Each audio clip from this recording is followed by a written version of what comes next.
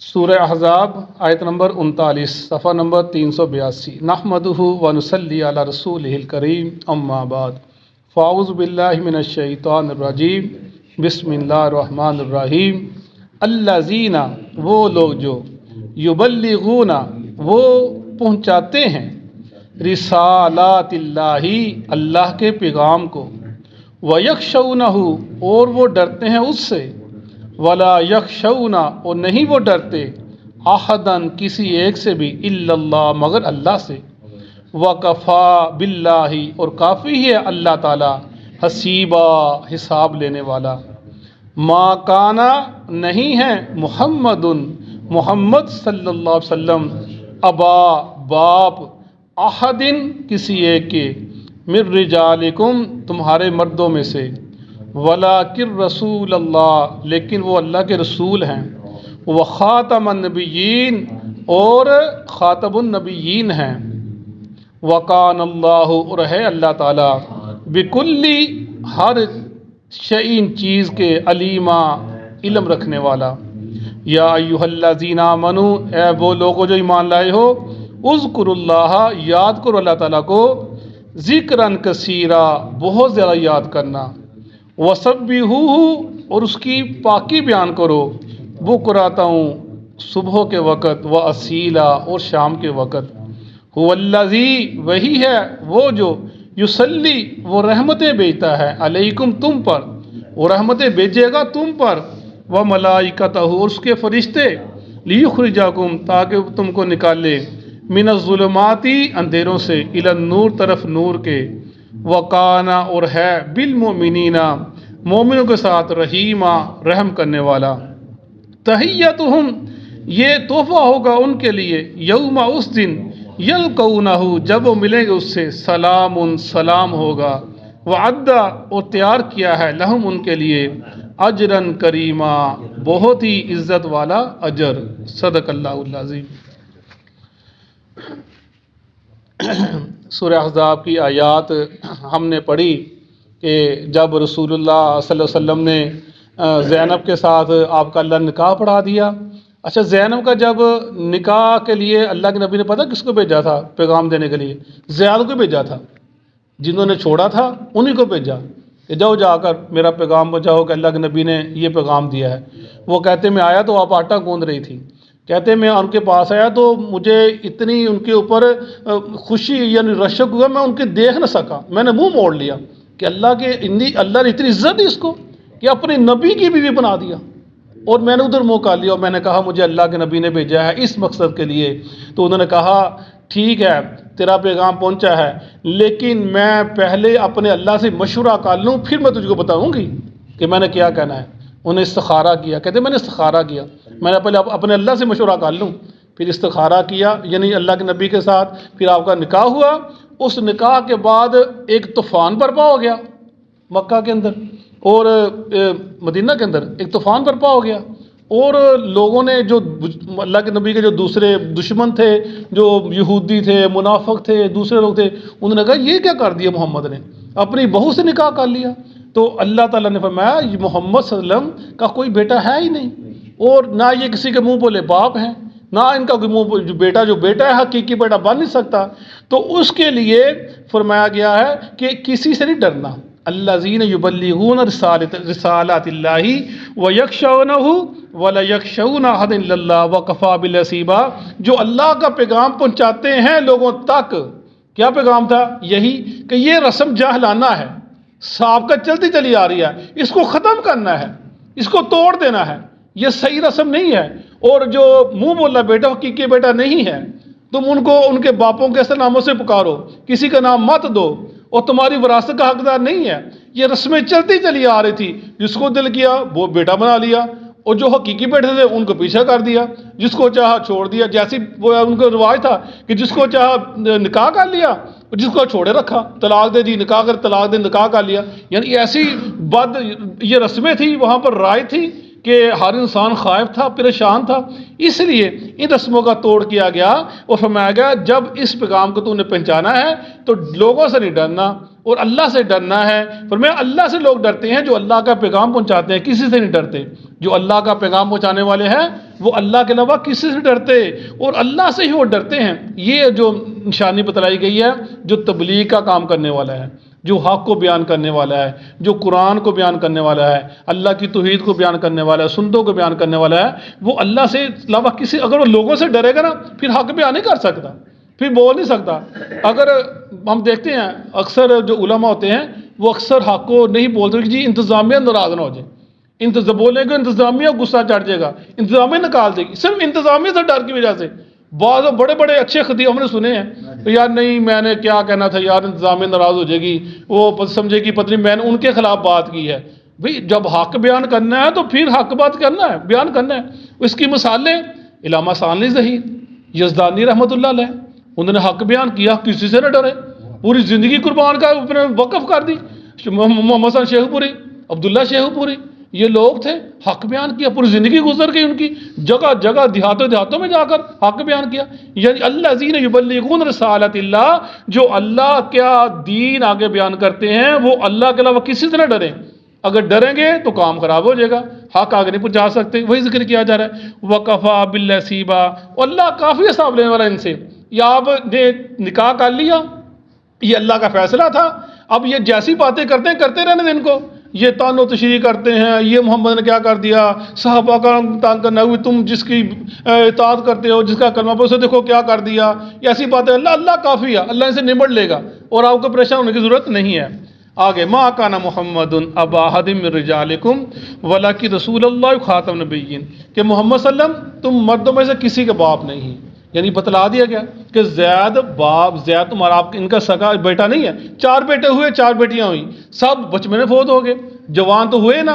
تو فرمایا کہ محمد تم میں سے کسی مردوں میں کسی کے باپ نہیں ہیں، اور لیکن وہ رسول ہیں، اللہ کے رسول ہیں، اور خاتم النبیین ہیں، اور نبوت کو ختم کرنے والے ہیں، نبوت ان کے بعد ختم ہو گئی۔ یعنی یہ بتلانا مقصود تھا کہ اللہ کے نبی صلی اللہ علیہ وسلم تم مردوں میں سے، یعنی منہ بولا بیٹا کہہ دینا سے وہ باپ نہیں بن گئے، وہ باپ ہیں، پوری روحانی باپ ہیں، پوری امت کے باپ ہیں، لیکن ویسے باپ نہیں ہے کہ جیسے تم سمجھتے ہو، وہ معاملہ نہیں ہے۔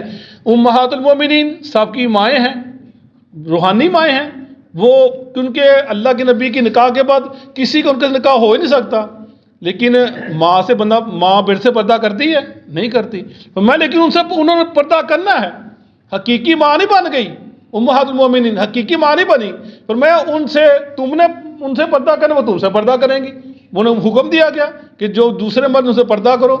یہی چیز ہے کہ مسلم سب کے باپ ہیں روحانی طور پر، لیکن جیسے حقیقی باپ ہوتے ہیں ویسے وہ باپ نہیں ہیں۔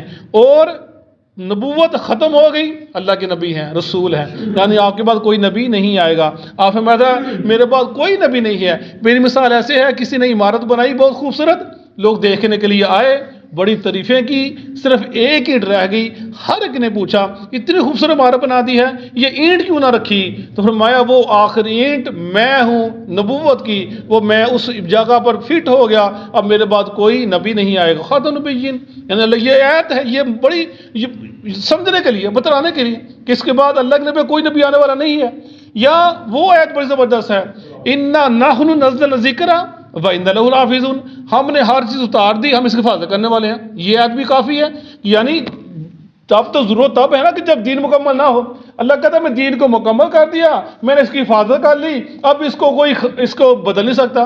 قرآن کو میں نے بیان کیا، اس کو بدل نہیں سکتا۔ حدیثیں آ گئی، اس کی صحت، اس کی محدثی نے چھان بان کر دی، اس کو بدل نہیں سکتا۔ اِنَّا لَهُ، ہم اس کی حفاظت کرنے والے ہیں۔ اس کا مطلب ہے کہ نبی کی ضرورت نہیں ہے آپ کے پاس، ضرورت تب ہو نا جب دین بدل گیا ہو، ضرورت تب ہو جب دین چھپ گیا ہو، ضرورت تب ہو جب دین میں کوئی کمی ہو۔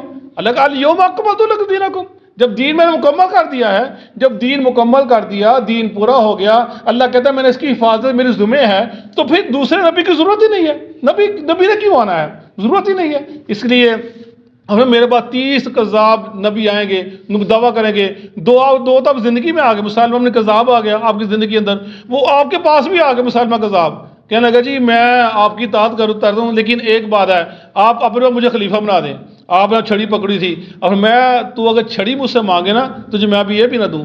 اور مجھے نظر آ رہا ہے کہ تو اپنا کذاب ہی رہے گا اور اسی حالت میں تو مرے گا. وہ فرمایا کہ مجھے دکھلا دیا گیا تھا.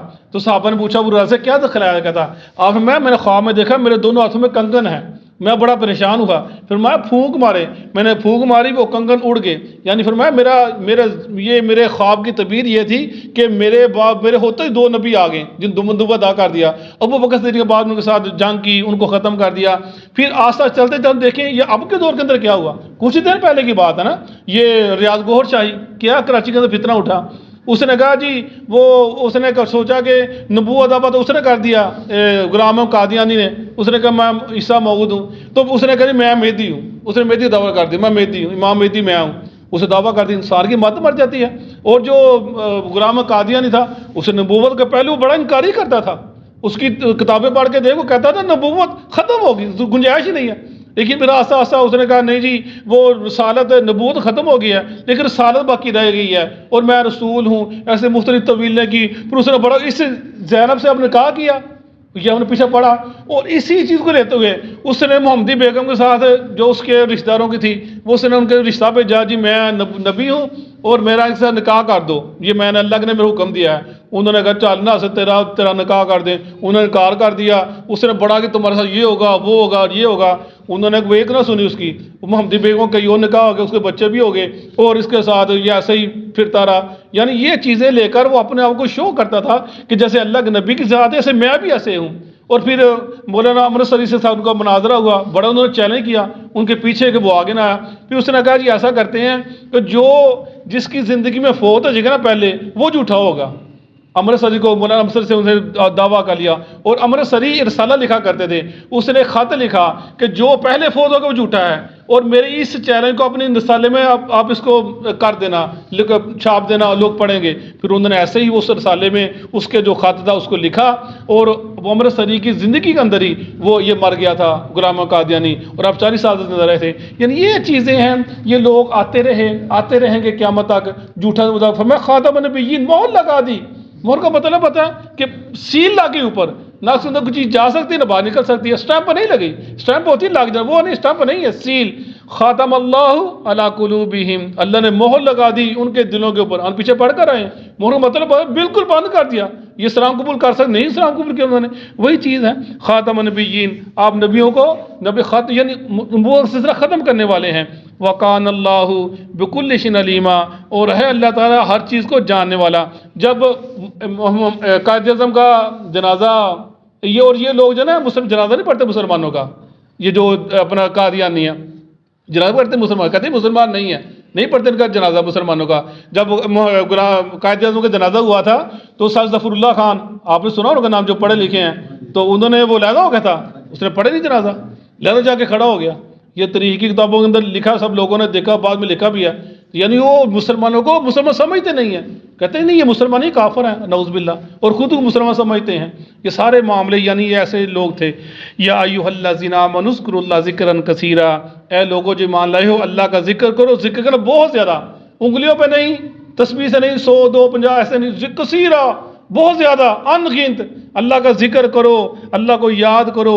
اور کیا وہ سب بھی بکرا وسیلہ، اس کی پاکی بیان کرو صبح شام. کیا پاکی؟ اللہ تعالیٰ ہر عیب سے پاک ہے، نہ اسے نیند آتی ہے، نہ اسے اونگ آتی ہے، نہ اس میں کمزوری ہے، نہ وہ کسی کو بھولتا ہے، وہ ہر چیز اس کے اختیار کے اندر ہے. اس کی پاکی بیان کرو. جو انسان کے اندر کمزوری ہے اس کے وہ پاکی کمزوری سے پاک ہے. سب بھی بکرا وسیلہ. جب تم یہ کام کرو گے کیا ہوگا؟ هو الذی یصلی علیکم وملائکتہ، اور اللہ تم پر اپنی رحمتیں بھیجے گا. تم پر جب تم یہ کام کرو، اللہ کا ذکر کرو گے، اللہ کو یاد کرو گے صبح و شام، تو اللہ اپنی رحمتیں بھیجے گا. وہ ملائکت، اس کے فرشتے بھی وہ کیا کریں؟ تمہیں دعائیں کریں گے فرشتے. لیخرجکم من الظلمات الی النور، کس لیے؟ رحمت کا مطلب کیا ہوگا کہ اللہ تم کو اندھیروں سے نکالے، کفر سے، جہالت سے، بدعات سے، شرک سے، الی النور، طرف نور کے، ایمان کی طرف، اسلام کی طرف، محمد کی طرف صلی اللہ علیہ وسلم، کتاب کی طرف روشنی لے آئی. یعنی اللہ تعالیٰ جب تم یہ کام کرو گے پھر اللہ کی رحمت ہوگی، اللہ تمہیں ہدایت دے گا. وَقَانَ بِالْمُؤْمِنِ رَحِيمًا، اور ہے اللہ تعالیٰ مومن بہت رحم کرنے والا، بہت رحم کرنے والا ہے. جب وہ ایمان لائیں گے اللہ ان سے محبت کرے گا، پیار کرے گا. تحیتہم یوم یلقونه السلام وعد لهم اجرا کریما، اور ان کے لیے تحفہ ہوگا جب وہ ملیں گے اللہ سے ملیں گے، جب فرشتے جان نکالنے آئیں گے، جب قبر میں جائیں گے، جب قبر سے اٹھیں گے، جب اللہ کے پاس جائیں گے، جب جنت میں جائیں گے، جو بھی جہاں بھی جائے گا مومن اس کو سلام سلام ملے گا، سلام سلام سلامتی، کچھ خوشخبریاں ملیں گی۔ فرمایا عد لہم اجرا کریما، بہت ہی عزت والا اس کے لیے اللہ نے تیار کر رکھا ہے مومن کے لیے، جو یہ کام کرتا ہے، اپنے نبی کی اطاعت کرتا ہے، اپنے نبی کی فرمانبرداری کرتا ہے، اللہ کا ذکر کرتا ہے صبح شام، تو اللہ اپنی رحمتیں اس کے فرشتوں کے لیے دعائیں کرتے ہیں، اس کو اندھیروں سے نکال دو روشنی کی طرف، اور اس کو سلام ہی سلام ہوگا شروع سے لے کر آخر تک، اور اس کی مہمان نوازی اللہ نے بہت ہی عمدہ تیار کی ہے۔ صدق اللہ العظیم۔